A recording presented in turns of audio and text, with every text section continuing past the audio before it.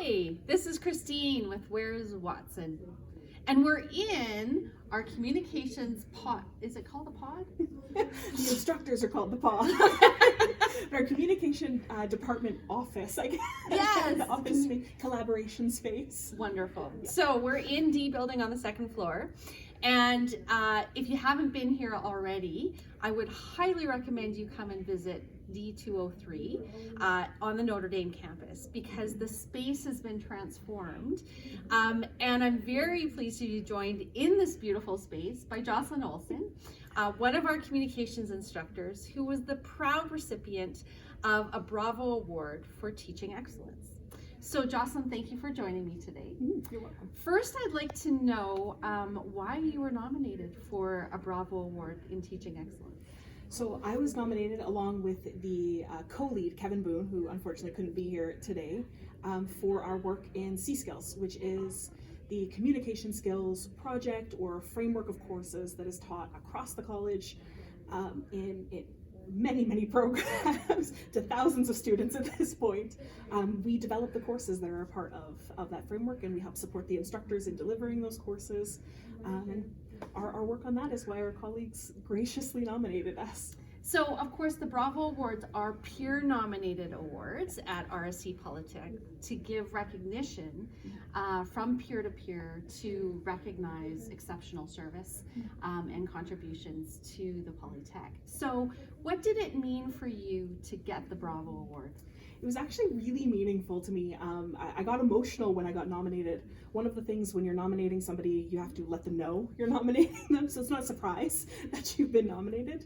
And it made me emotional just to get that. I know it's so cliche to say, you know, it's an honor to be nominated.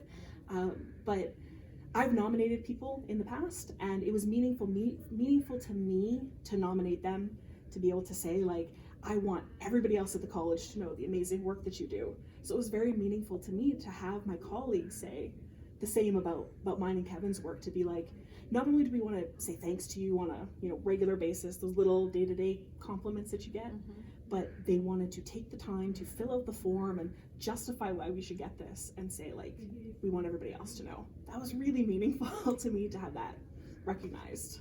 And so what do you see as an opportunity for those who might be considering nominations? What are the kinds of things that you might recommend are included in a nomination, and the kinds of stories that we can tell? Gosh, in part it depends on which Bravo Award you're nominating them for. There are some good standards set out and some good requirements listed on the website.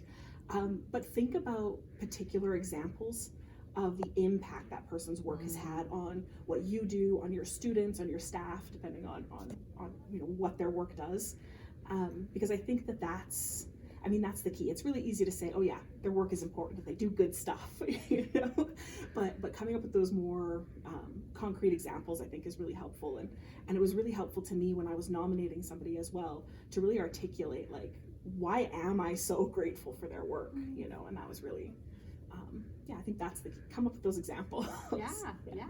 And I'm really pleased that we're actually sitting in front of a wall that actually talks about the impact of the work that you've done in creating the communications courses for our students. And I'm wondering what impact the Bravo Award has had for you after the fact. So you got nominated, you were the recipient. What has been the lasting effect of receiving the Bravo Award? It definitely makes me feel, it makes some of those hard weeks a little bit easier. It's that reminder of, like, okay, what you're doing is actually important to other people, and it does have an impact on their day-to-day, on their students, and we see that in the student feedback we get too. So, like, I know that we're making, impact, and the Bravo Award was really, it kind of solidified that, and it gave me that little bit of, like, okay, you know what, this is important. We are doing good, and to have, like, colleagues that I respect so much recognize that really just, it was a morale booster in a lot of ways. It was really nice.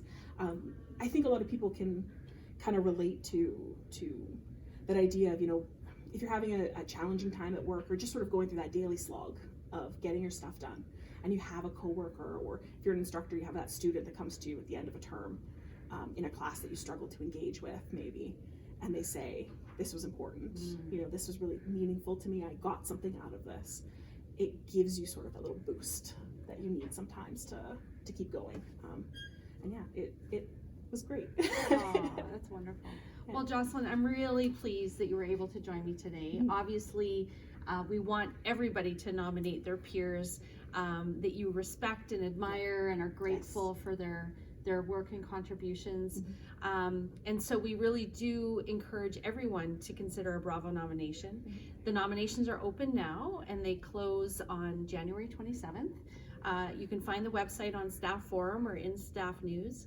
So please go ahead and nominate, because you've heard about the impact. And Jocelyne, I want to thank you for your contributions. I know the Sea Skills Project was enormously impactful, the work that you and Kevin did to lead that, and continues to be impactful as we continue to evolve as RSC Polytech. So thank you very much. Thank you very much.